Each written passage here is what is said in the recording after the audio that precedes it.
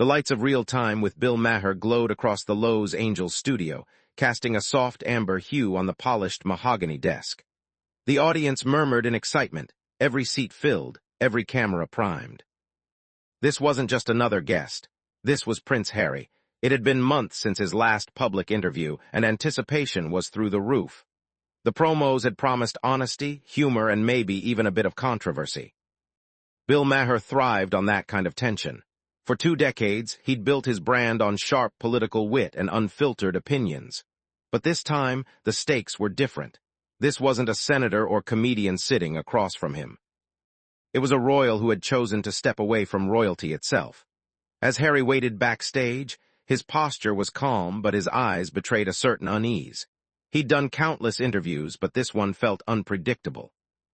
Bill Maher wasn't the type to stick to scripted questions or flattering conversation. And Harry knew that the mention of Meghan's name often turned interviews from polite exchanges into battlegrounds. The makeup artist brushed a final layer of powder over his face. The producer gave the 5-minute signal. Through the curtain, Harry could hear Maher warming up the audience with his usual sarcastic charm. "So tonight we have actual royalty," Bill said, his voice echoing through the studio speakers. "The man who traded a crown for California sunshine and podcast deals. Give it up for Prince Harry." The crowd erupted in applause. The curtain parted. Harry walked out with that familiar confident stride, wearing a crisp navy suit with no tie, his top button undone. He smiled, shook Maher's hand, and took his seat across the glossy table. The applause settled into a hum of curiosity. Bill leaned back in his chair, smirking. "You look relaxed, Harry. I guess California has that effect on people." Harry smiled lightly. "It does." "Sunshine helps." The early part of the conversation moved smoothly. Bill asked about Harry's recent projects, his work on mental health initiatives, and his time serving in the military. The tone was respectful, even warm. The audience listened closely as Harry spoke about purpose and family, how his life had changed since moving to the United States. For a moment, it felt like any other interview. But then Maher tilted his head, his expression shifting. "You've become quite the media figure here, haven't you?" he said. "Documentaries, interviews, books, it's almost like you left one institution just to build another." A faint laugh rippled through the audience. Harry smiled politely. "I wouldn't say that. I'm trying to use my voice in a meaningful way." "Sure," Maher replied. "But it's interesting, isn't it? You've criticized the press back in Britain, but you're sitting on one of America's biggest talk shows right now." The words were sharp but still playful. Harry's jaw tightened for a brief moment, barely noticeable unless you were watching closely. "I think there's a difference between telling your story and being exploited by others." Bill leaned in. "But doesn't that depend on who's telling it? You and Meghan have done multiple media appearances. You said you wanted privacy, and yet," the audience murmured. Some laughed uncomfortably. The tone had shifted. The air grew heavier. Harry's eyes narrowed just slightly. "Privacy doesn't mean silence, Bill. It means having control over your own boundaries." The host nodded, pretending to agree, but his smirk returned. "That's fair, though your wife has a knack for drawing the spotlight, doesn't she?" The line landed like a small grenade. There was a beat of silence, followed by faint laughter from the crowd. Harry froze for a fraction of a second. The smile on his face faltered. It was subtle, but it was enough. The cameras caught it, the flicker of irritation, the shift from calm to defensive. Bill continued, unaware he had crossed an invisible line. "I mean, she's kind of the star of the show, right? The press loves her, good or bad. Sometimes it's hard to tell whether you're running from the attention or chasing it." The crowd tensed. A few gasps echoed from the back row. Harry adjusted his jacket, exhaled slowly, and replied with measured calm. "Meghan is my wife. She's not a headline or a caricature. She's a person who's dealt with more than anyone should ever have to under public scrutiny." Bill nodded, feigning empathy. Of course, I just mean she's very media-savvy. She knows how to stay relevant." Harry's expression hardened. The cameras zoomed slightly closer. The polite veneer was gone now. "You know," Harry said quietly, "people say that like it's a bad thing. Like being confident and articulate makes a woman manipulative. You wouldn't say that about a man." The studio went silent. Even Maher blinked, caught off guard by the precision of the reply. For a moment, Harry didn't blink. His voice stayed steady, but his eyes burned with quiet anger. "I've seen what the press did to my mother. I've seen how narratives destroy people. I won't sit here and let it happen again, even in jest." The audience broke into spontaneous applause. The sound rolled through the studio, breaking the tension for a second. Bill chuckled awkwardly. Fair enough, I didn't mean to offend." Harry nodded, but the air had shifted. The warmth was gone. The tone of the show had taken a turn that couldn't be undone. Maher quickly tried to steer the discussion back toward safer ground, topics like mental health, veterans, and global charity work, but the audience could feel it. There was a fracture in the conversation now, a subtle tension pulsing beneath every exchange. Between questions, the camera occasionally caught Harry glancing toward the audience, as if reminding himself to stay composed. His fingers tapped lightly against his knee, his breathing steady but shallow. Behind the control room glass, producers exchanged nervous glances. The ratings would skyrocket, but at what cost? The tone of the show had gone from light humor to emotional confrontation in minutes. Bill, ever the provocateur, couldn't help himself. "You know," he said, halfway through another segment, "I actually admire how you two have monetized your independence. It's kind of the American dream, isn't it?" The line hung in the air like static. Harry didn't smile this time. His response was cold, deliberate. "It's not about money, Bill, it's about meaning. We left a life that looked perfect from the outside but felt impossible from within." "Impossible because of the media?" Maher pressed. Harry looked him directly in the eyes. "Impossible because people think they have the right to own your story." For a long moment the studio was silent again. You could hear the faint hum of the overhead lights, the shuffle of someone in the audience adjusting in their seat. Bill cleared his throat. "Well," he said, trying to diffuse the weight in the room, "you've definitely made headlines tonight." A few people laughed, but Harry didn't. He leaned back in his chair, his posture unshaken. "That's not something I aim for." Maher smiled, but there was a flicker of discomfort behind his eyes. He knew he'd touched a nerve. And yet, in typical Bill Maher fashion, that was exactly where he thrived, on the edge between wit and offense. As the show cut to its first commercial break, Harry exhaled and looked down at the floor, his jaw clenched. The stage manager approached to offer water, but he waved it off. His eyes wandered briefly toward the crowd, flashes of faces, phones, and cameras waiting for the next spark. He straightened his shoulders, preparing himself for the next round. He wasn't done yet, but something inside him had changed. The polite guest was gone. What remained was a man unwilling to be mocked for protecting the person he loved. When the lights flashed back on and the music cue signaled the second half, Harry sat taller, calmer, but colder. The energy in the studio was electric now, unpredictable. The lights faded back in as the real-time theme played softly through the speakers. The audience clapped on cue, but their faces told a different story. They weren't sure whether they were watching an interview or a brewing confrontation. Even the laughter had a nervous edge to it now. Bill Maher shuffled his notes, trying to regain control. He flashed his usual smirk toward the camera, the kind that said everything was fine, even when it was. But the truth was clear.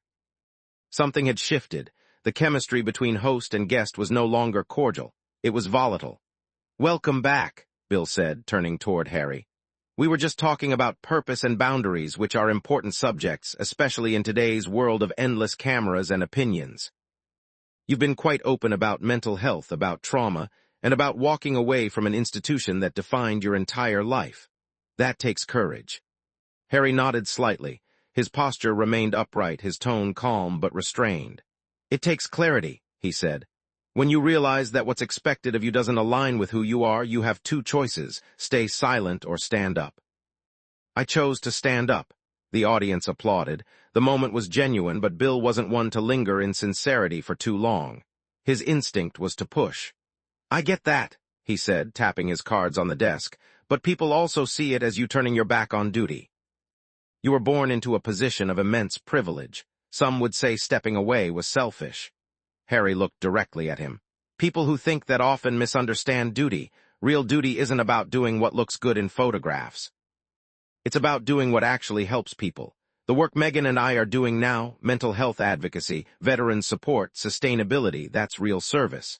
Bill smirked slightly. "So California service is better than royal service?" The audience gave a nervous chuckle. Harry didn't smile. "Service isn't measured by geography, Bill. It's measured by impact." The host leaned back, studying him for a moment. He could feel the control slipping away again, so he did what he always did when a guest became too serious. He tried humor. "I just hope you still get those royal perks," he joked. "Do you at least get to keep The Crown on Netflix?" Some in the crowd laughed, but it was an uneven laughter. Harry stared for a beat too long before responding. "It's interesting how quickly people turn something meaningful into entertainment," he said. "But I suppose that's the world we live in." The remark landed heavier than expected. The laughter died out. Bill's grin faltered. "Hey, we're just having fun," he said. "You can take a joke, right?" Harry's voice lowered. "Not when it's at the expense of someone who's been through enough." The audience fell completely silent now. Maher realized he had wandered too close to the edge again, but the performer in him couldn't stop. The pause between them stretched long enough for the camera operator to switch angles, catching Harry's face in close-up. Jaw tight, eyes focused, shoulders still. Bill cleared his throat. "All right, let's talk about something else. You've mentioned how therapy helped you process grief and pressure. That's something a lot of people can relate to." Harry nodded. "Yes, it helped me understand my triggers, my reactions, the weight of expectations. Growing up, I didn't know how to talk about what I felt. In my family, emotions weren't exactly encouraged. But when I met Meghan, she helped me see the value in being open." Bill interrupted softly. "So she saved you?" Harry hesitated. "She supported me, there's a difference." "Right, but people say she's very persuasive," Bill added, tilting his head. That single word, persuasive, hung in the air like a spark over dry grass. The crowd shifted in their seats. They knew what he meant, and so did Harry. The prince's expression didn't change, but his tone sharpened. "You mean intelligent, strong-willed, independent." Those words tend to scare people who are used to control. The tension in the room tightened again. Bill smirked, perhaps realizing he'd been outmaneuvered. "No offense," he said, "but Meghan's image is complicated. The media paints her as everything from a victim to a villain. People can't decide if they want to love her or loathe her." Harry's patience was thinning. "That says more about the media than it does about her. People project what they want onto women like Meghan. If she's outspoken, she's difficult. If she's confident, she's manipulative. And if she's quiet, she's cold. There's no version that satisfies everyone." The audience erupted into applause. It was the kind of moment that cut through the noise. Bill forced a smile, pretending to agree. "You're clearly protective of her." Harry nodded. "I am. She's my wife, my partner. She's endured more cruelty in 5 years than most people would in a lifetime. If that makes me protective, I'll take that label proudly." There was something in his voice, steady, emotional, but also dangerous. It was the kind of tone that made everyone in the room realize they were witnessing something unscripted. Maher's next words came slower, almost cautious. "You know, people might say that by defending her so passionately, you also keep the conversation about her alive." Harry blinked once, then leaned forward. "Or maybe I'm reminding people that there's a human being behind the headlines." The silence stretched again. Cameras zoomed in on both faces, Maher's smirk beginning to fade, Harry's composure as still as stone. A producer motioned frantically from the control booth to move to the next segment, but Bill wasn't finished. "All right," he said, trying to reclaim control, "let's address the obvious. You and Meghan criticize the press, yet you've done interviews, podcasts, documentaries. Isn't that the same game, just on your terms?" Harry tilted his head slightly. "It's not the same game when the goal isn't destruction. But you've profited from those appearances," Maher said. "People see the luxury, the houses, the deals. It's hard to see that as hardship." Harry's reply came cold and exact. "Comfort doesn't erase trauma, Bill. I can live in a house and still carry pain. You of all people should know that fame doesn't equal peace." The line hit harder than expected. A few people in the audience clapped, others whispered. Maher leaned back, momentarily stunned. For the first time that evening, the balance of power on that stage had clearly shifted. Harry's words had taken the air out of the room, but he wasn't done. He spoke again, calmly but firmly. "What people misunderstand is that leaving wasn't about luxury. It was about survival. When every day feels like a performance you didn't sign up for, you eventually walk off stage." That line drew thunderous applause. Even some of the crew behind the cameras nodded quietly. Bill attempted to recover his footing. "So you're saying you walked off your royal stage for your sanity?" Harry looked at him steadily. "I'm saying I walked off because staying would have destroyed the person I was trying to become." It was an answer that could have ended the segment perfectly. But Bill, perhaps frustrated at losing control of his own show, made one final jab. "Well, at least you didn't marry into boredom," he said with a half-laugh. "Meghan certainly keeps things interesting." A few audience members gasped. Others didn't know whether to laugh or stay silent. Harry's reaction was instant. His eyes flared, his jaw clenched. The polite mask slipped for the first time all night. His voice, when he spoke, was low and deliberate. "That's not funny." Bill tried to brush it off. "Oh, come on, lighten up, mate," Harry cut in, his tone rising. "No, Bill, you don't get to make jokes about my wife, not after everything she's been through." The studio froze. Even the stage lights seemed to burn brighter in the silence that followed. Harry's voice carried now, not loud but sharp, filled with restrained anger. "You think you can hide behind humor, but humor isn't an excuse for cruelty. It never has been. I came here to talk about purpose and change, not to listen to another man reduce my wife to a punchline." The audience erupted into a mix of applause and gasps. Some rose to their feet. Bill sat back, blinking rapidly, suddenly aware that he had crossed a line that couldn't be walked back. Harry didn't stop. "Every time a woman stands up for herself, someone like you tries to laugh her back into silence. I've seen it happen to my mother, I've seen it happen to my wife, and it ends today." The camera stayed locked on his face, red with emotion, his breathing quick, his eyes glistening just slightly under the lights. Bill, for once, was speechless. The smirk was gone. He looked down at his cards, unsure of what to say next. The crew in the booth stared at their monitors in disbelief. The applause continued, long and thunderous. It wasn't the kind of clapping that came from amusement. It came from recognition, from witnessing a boundary finally enforced. Harry leaned back in his chair, his expression composed but cold. "You wanted honesty," he said. "There it is." Bill forced a smile, but it didn't reach his eyes. "Well," he muttered, "you certainly know how to make television." Harry didn't respond. He looked toward the audience, gave a brief nod, and folded his hands. The red light on the camera blinked off as the director signaled another commercial break. But no one moved. The audience sat frozen, whispering among themselves. Crew members exchanged glances, the air heavy with disbelief. As the stage lights dimmed, Harry's gaze drifted to the floor again. He inhaled deeply, the adrenaline still coursing through him. He hadn't planned to snap. But something about the way Maher joked about Meghan had struck a nerve that had been building for years. He had spent his life watching powerful men turn women into punchlines. Tonight, he had finally pushed back. When the lights came back up, the world watching at home would see a calm prince once again, but those in the studio knew better. The atmosphere had changed. Respect had replaced ridicule. The band's bumper faded and the red tally light blinked to life again. The studio looked the same as it had 10 minutes earlier, but the feeling inside it was different now. The air had a weight to it, like a storm rolling over water.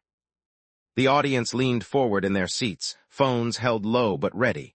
The producers in the control room spoke in clipped phrases that betrayed their nerves. They could edit a replay. They could not edit live. Bill Maher straightened his cards and tried to reclaim the rhythm. His smile returned, professional and smooth, but it did not quite reach his eyes. He also knew his audience tuned in for boldness, not backpedaling. He had to move forward. He had to prove he could still steer the conversation. "We are back," he said, voice steady. "With me as Prince Harry, we will talk about media, monarchy, and meaning. And we will try to keep it civil, shall we?" A few chuckles rolled across the room. Harry offered a brief nod. He sat a touch closer to the edge of his chair than before. His hands were clasped, knuckles pale, as if keeping something contained. He was polite, but the ease was gone. The cameras framed him tighter. The audience could see the small movements now. The inhale that took a fraction longer. The blink that tried to break the heat. Bill began with a simple question. He asked about purpose again, but from a different angle. If you had stayed, would you have been able to make the same impact? Could the change you wanted have been built inside the institution you left? Harry considered it. His voice was calm when he answered. Change inside a system can be the hardest kind. You push, you try, and the walls stay in place. Sometimes the bravest thing is to step outside so you can build something new. That is service too. The audience applauded. Bill let them, then pressed. And yet the institution you left has its defenders, people who say you abandoned duty, people who say your wife was the cause, people who believe you have been led rather than leading. There it was. The pivot, the suggestion that Harry was a passenger in his own life. That Meghan was the driver. It was not a direct insult. It was a frame. Frames can sting more than jokes. Harry did not flinch. He spoke as if each word was placed on a scale. I chose to leave because the cost of staying became too high. And I chose to protect my family because that is what a husband and father does. If that looks like being led to someone who wants a simple villain and a simple hero, I cannot help them. Bill did not smile this time. He moved his cards aside and folded his hands. So it is love, he said, love above all else. Harry met his gaze. Love and survival. Silence followed. It was a silence that dared the host to make it small. He did not yet. He pivoted to audience questions, the part of the show where unpredictability can turn a conversation from sharp to chaotic. The floor producer scanned the rows and pointed to a woman in the second section. She stood, voice shaking but clear. She thanked Harry for his work with veterans. She asked how he managed to keep faith with service while weathering criticism that never seemed to end. Harry's answer was steady. Service is not a slogan.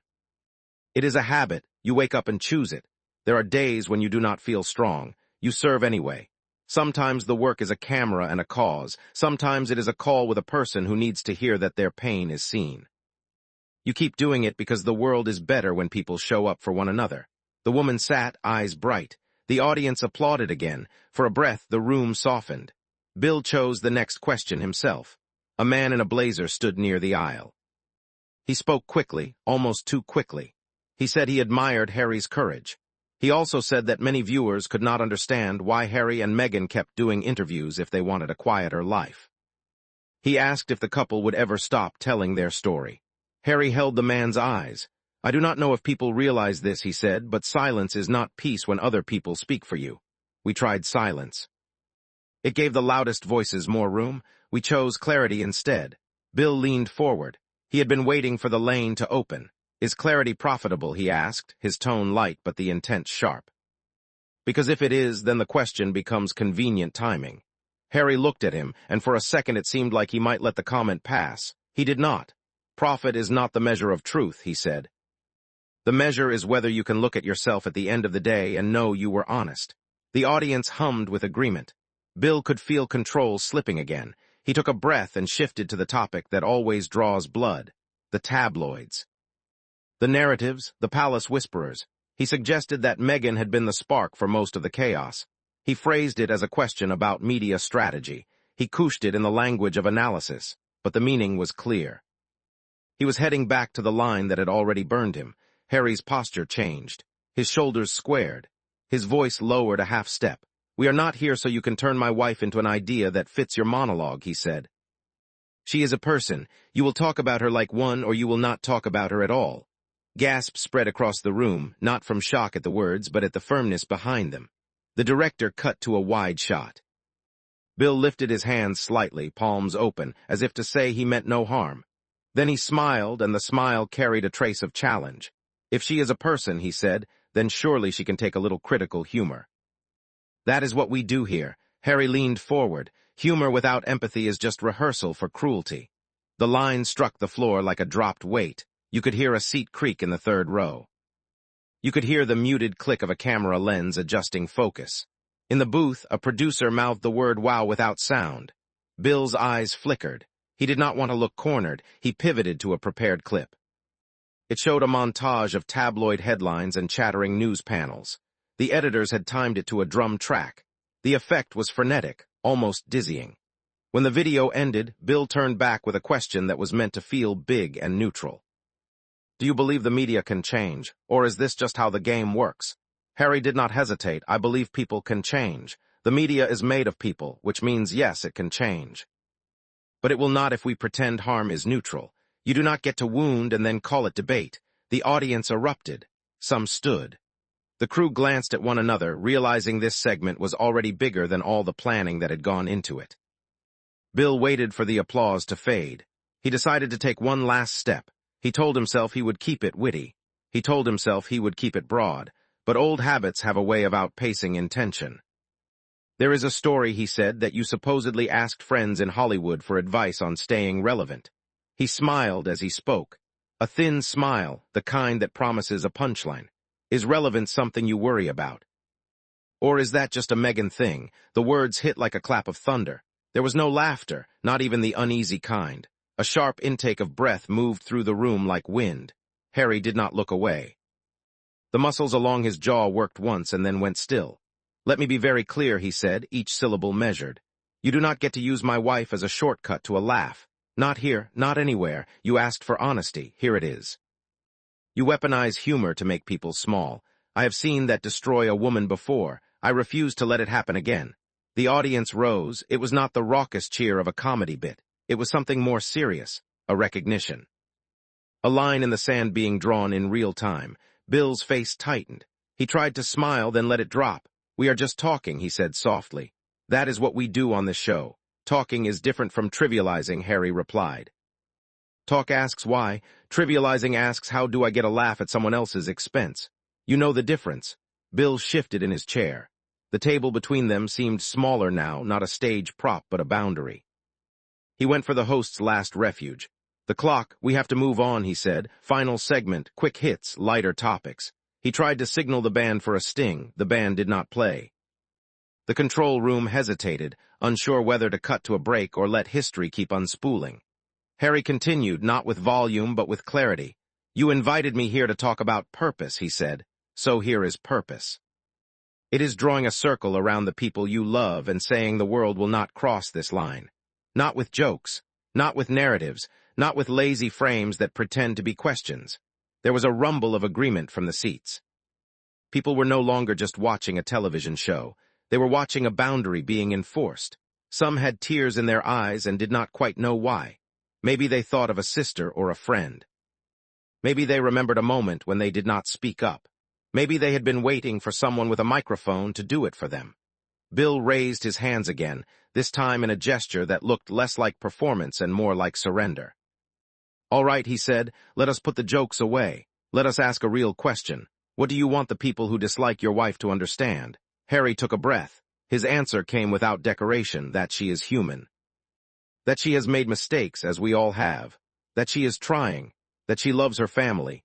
That she has survived storms most people could not imagine. And that none of that makes her an object for entertainment. It makes her a person who deserves the grace we all hope for.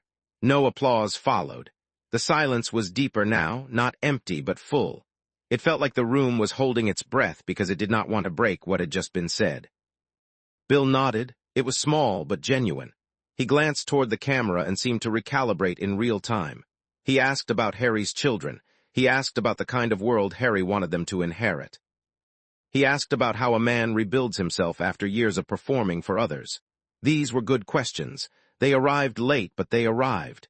Harry's answers landed softly. He talked about mornings that begin earlier than he ever imagined, and how ordinary rituals can feel like rescue. He talked about teaching his son that strength is not loud. He talked about teaching his daughter that kindness is not weakness. He spoke of a world where men do not laugh at the cost of women, and where institutions exist to serve people rather than the other way around. The room settled. The storm did not end, but it shifted. The pressure eased enough for breath to return. The cameras pulled wider. On the monitor, the two men looked smaller now, not adversaries, but participants in something larger than either of them had planned. Bill glanced at the clock again. 1 minute to break. He looked back to Harry and chose to do something rare for him. He said he had not handled the earlier moments well. He did not say sorry, at least not in the formal way. But he said he could have done better. Sometimes that is the first step. Harry nodded. "I appreciate that," he said. Then he added, "Do better out there too." The applause was immediate and bright, a release after the tightness of the last half hour. The director finally called the break. The band played. The lights dipped. But the audience stayed standing for a few seconds more, reluctant to sit, as if sitting would erase what they had just witnessed. On stage, the floor manager approached with water and a quiet question. Harry thanked them and waved it off. He looked out at the rows of faces and had the fleeting sense that something had been put back in place. Not everything, not forever. But something. Bill stared down at his cards and then set them aside. He reached for his mug and did not drink. He looked up at Harry and said something only he could hear. Whatever it was, it softened the space between them by an inch. Back in the control room, the executive producer exhaled for the first time in minutes. She instructed the graphics operator to shorten the next bumper. She told the segment producer to cut the titled bit about royal gossip. They were going to end the show differently than planned. The walkout or the stay, the apology or the defiance, the aftermath that would spill into headlines by morning. But the defining blast of the night had already happened. It had happened when a host reached for an old joke and a husband refused to let that joke stand on the shoulders of someone he loved. The tally light blinked again. The music rose for the last segment. The audience, still buzzing, settled. The two men faced each other one more time. The storm had not passed. It had simply reached its eye. What came next would decide what the night became. A cautionary tale, a turning point, or both. The music faded and the cameras rolled again for the final segment. The red tally light glowed above camera 1, signaling live transmission. Every person in the studio knew this was the part that would be remembered, not the jokes, not the promotion, but the aftermath. Bill Maher straightened his posture, forcing a calm smile. The last 30 minutes had drained the usual swagger out of him. He had pushed too hard, and now the entire room knew it. Across the desk, Prince Harry sat still, his expression collected but unreadable. The tension that had once filled the room had cooled into something else, respect, maybe, or realization. The clash had reached its peak. What remained now was reflection. Bill spoke first. "You've given a lot of interviews, but this one's going to be replayed for a while." His tone was soft, almost careful. "Do you ever worry that standing up like that makes you a target again?" Harry looked directly into the camera before turning back to him. "It's not about worrying," he said.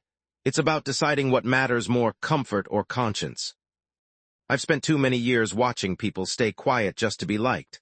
I'm not doing that anymore." The audience responded with quiet applause. It wasn't wild or loud. It was measured, like they understood the weight of the words. Bill nodded, tapping his note cards gently. "There's a fine line between conviction and stubbornness. You think you'll ever reach a point where you've said everything you need to say?" Harry paused for a moment. "When people stop distorting the truth, maybe.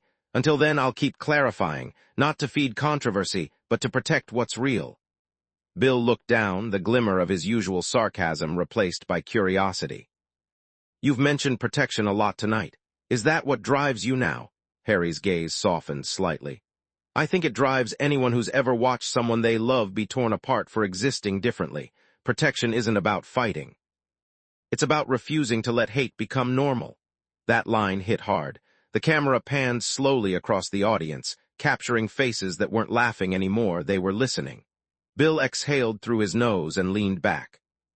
"You know," he said, "I've interviewed presidents, comedians, billionaires, but I've never seen someone defend a person the way you just did." Harry gave a small, thoughtful smile. "That's what love looks like when you've seen what loss does." It was quiet again. The band in the corner stopped fidgeting with their instruments. The crew behind the cameras barely moved. It felt like the show had shifted from entertainment to something else entirely. Bill broke the silence. "You've mentioned your mother a few times over the years. Do you think she'd understand the choices you've made?" Harry hesitated, his eyes flickering for a brief second before he answered. "I think she'd understand better than anyone. She knew what it was like to live under a microscope. She knew what it meant to smile for the cameras while breaking inside. I think she'd be proud that I didn't let history repeat itself." A wave of emotion moved through the crowd. Some nodded quietly, others clasped their hands. Bill swallowed and glanced toward his notes again, but he didn't use them. He spoke plainly now. "Do you ever wish you just stayed silent, kept it all private?" Harry shook his head. "Silence doesn't save anyone. It just protects the systems that cause the damage. Speaking up might make you unpopular, but at least it tells the truth." Bill smiled faintly. "You've probably ruined a few tabloid headlines tonight." Harry leaned forward slightly. "If honesty ruins their headlines, maybe the headlines weren't worth printing." That answer drew the first genuine laugh of the night, warm, not mocking. Even Bill chuckled, nodding. "Touché," he said quietly. Then he looked down again, his tone lowering. "I'll admit I've made jokes before, some of them about you, some about Meghan. Maybe I went too far. Comedy is supposed to challenge power, but sometimes it punches the wrong way." Harry tilted his head. "Acknowledging that is rare. I appreciate it." Bill gave a small shrug. "You gave me a reminder tonight. You can be critical without being cruel." The audience clapped again, louder this time. The moment felt genuine, two men who had started the night as opponents now sitting in a quiet truce. Bill took a sip of water before continuing. So what's next for you? You've stepped away, you've spoken out, you've been judged and praised in equal measure. What keeps you going? Harry looked toward the audience. Legacy. Not the kind built on titles or money. The kind built on doing what's right when it's hard. My kids won't remember the tabloids. They'll remember how I treated their mother and how I stood for her when it mattered. That's what I want them to see. The crowd erupted into applause again, standing this time. Even the cameramen looked at one another. Moments like this didn't happen often on talk shows. When the noise settled, Bill smiled, a little awkwardly but with sincerity. You know, I came into this thinking we'd debate. Turns out I just got schooled in empathy. Harry chuckled softly. That's not a bad lesson. The band quietly resumed a soft instrumental cue as Bill turned to the camera. We're running out of time, but before we wrap, I want to say this. Whatever you think about Prince Harry and Meghan Markle, what we just saw tonight wasn't a tabloid headline. It was a man defending someone he loves, and maybe that's something we could all use more of. The audience clapped again, long, sustained, genuine. The red light faded as the broadcast cut to its closing credits. But inside the studio, neither man moved immediately. The energy was still thick, electric. Bill extended his hand. Harry shook it. There was no hostility left, just mutual understanding. Behind the scenes, the producers scrambled, whispering about ratings, viral clips, trending segments. They knew this episode would dominate headlines by morning. But what none of them could manufacture was the authenticity that had unfolded naturally. Raw emotion, dignity, and confrontation turned into clarity. As Harry stood, the crowd rose with him, clapping once more. He gave a small nod to the audience, a gesture of gratitude, and exited the stage through the left wing, the applause following him down the hallway. Backstage, a few crew members stopped to shake his hand quietly, thanking him for speaking with honesty. He smiled, humble as always, and said, "It's just what needed to be said."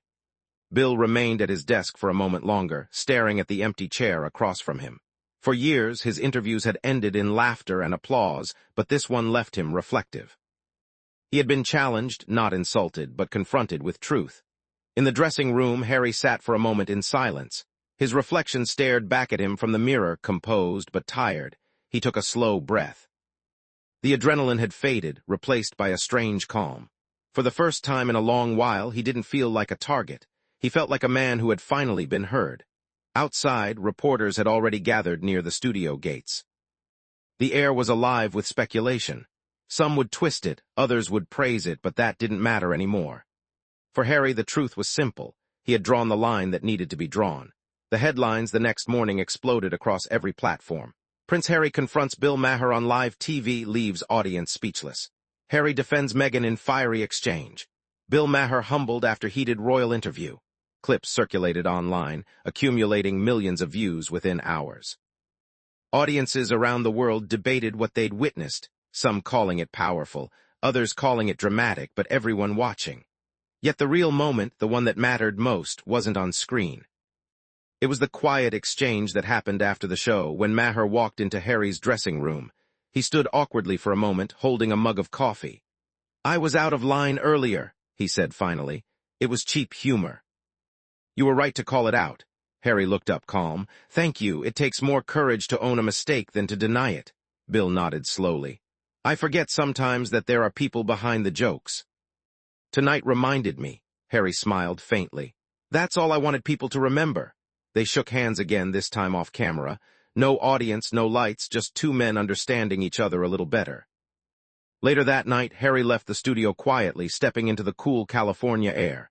The streets were nearly empty, the city humming softly in the distance. He looked up at the sky, a deep blue-black scattered with stars, and exhaled. For years, his life had been written by others, his motives questioned, his emotions turned into entertainment. But tonight, for once, he had controlled the story, not through anger, but through truth. At home, Meghan sat on the couch, scrolling through messages. The phone buzzed nonstop, headlines, texts, clips. When the front door opened, she looked up and smiled softly. "How was it?" she asked. Harry smiled back. "Messy," he said. "But necessary," she laughed quietly. "That's how most change begins." He sat beside her, and they watched a clip of the interview playing on a news channel. The host's words echoed faintly from the television. Harry's defense of his wife has set social media on fire tonight. Meghan turned to him. You handled it with grace. Harry's hand brushed hers. No, he said quietly. We handled it with truth. Outside, the night deepened. Cameras would replay the confrontation for weeks. Commentators would debate motives and tone, but none of that mattered anymore. The real story wasn't the clash, it was the clarity that followed. In a world addicted to outrage, a prince had chosen honesty over performance.